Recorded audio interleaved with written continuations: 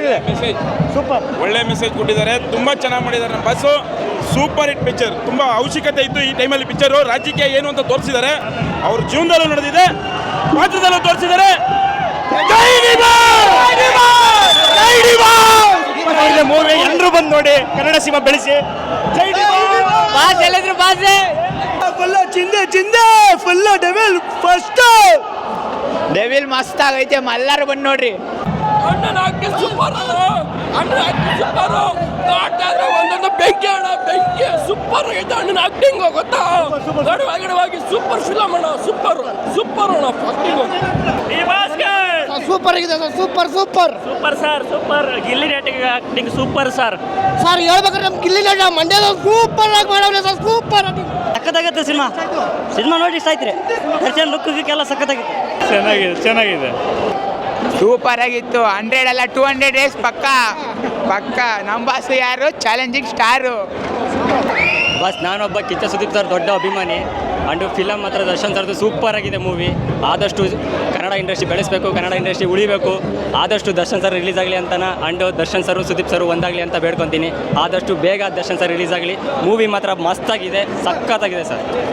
Super sir, ತುಂಬ ಎಲ್ಲ full ಎಲ್ಲ ಸ್ಟೋರಿನೇ ತುಂಬ ಚೆನ್ನಾಗಿದೆ.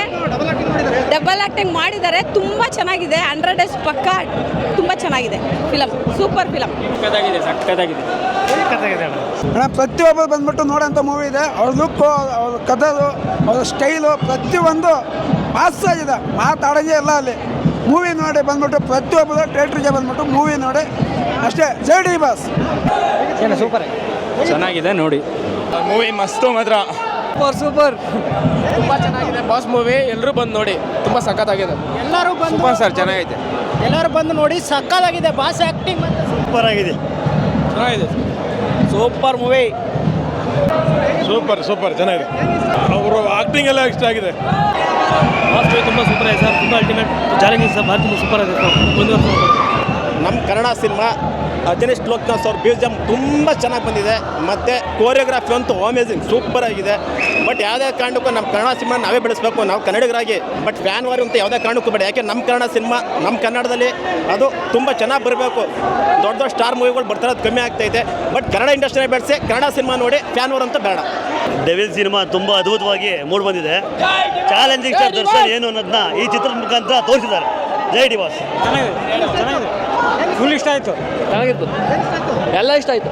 ಸೂಪರ್ ಆಗಿದೆ. ಡಿ ಬಾಸ್ಗೆ ಸಕ್ಕತ್ತಾಗಿದೆ. ಒಳಗೆ ಹೋಗಿ ನೋಡಿ, ಸೂಪರ್ ಮೂವಿ. ಸೂಪರ್ ಇದೆ ಮೂವಿ. ದರ್ಶನ್ ಅವ್ರ ಕ್ಯಾರೆಕ್ಟರ್ ಇಷ್ಟ ಆಯ್ತು. ಸಕ್ಕತ್ತಾಗೈತಣ್ಣ ಮೂವಿ. ಎಲ್ಲರೂ ಬಂದು ನೋಡ್ಬೋದು. ಫ್ಯಾಮಿಲಿ ಎಂಟರ್ಟೈನ್ಮೆಂಟ್ ಐತೆ. CM ಆಗಿದ್ದಾರೆ. ಡಿ ಬಾಸ್ಗೆ ಜೈ. ಸೂಪರ್ ಆಗೈತೆ ಮೂವಿ, ಸೂಪರ್ ಆಗೈತೆ. Super D boss. ಸಿನಿಮಾ ಮಾತ್ರ ನೆಕ್ಸ್ಟ್ ಲೆವೆಲ್ ಆಗಿದೆ. ಟ್ವಿಸ್ಟ್ ಇದೆ. ತಲೆಯಲ್ಲೇ ಗಿರ್ ಅನ್ಬೇಕು. ನಾನಾದ್ರೂ ಇನ್ನೊಂದ್ಸರಿ ನೋಡಲೇಬೇಕು ಫಿಲ್ಮ್ ಮಾತ್ರ. ಡಬಲ್ ಆ್ಯಕ್ಟಿಂಗು ಅದು ಹಿಂಗಿದ್ರೆ ಅದು ಲಾಸ್ಟ್ ಮಾತ್ರ ನೆಕ್ಸ್ಟ್ ಲೆವೆಲ್ ಇದೆ.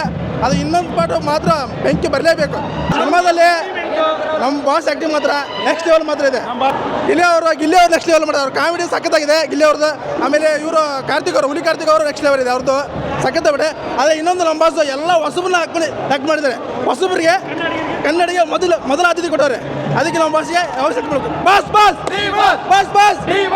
ನಮ್ಮ ಭಾಷೆ ಏನಂದ್ರೆ ಕೊಡೋಕೆ ಅಂತ ನಿಂತ್ರೆ ಕಣ್ಣನು ಕಮ್ಮಿ, ಅವ್ನು ನಮಗೆ ತೊಡೆ ತಟ್ಟಿದೆ ಭೀಮನು ಕಮ್ಮಿಲೆ. ಬಾಸ್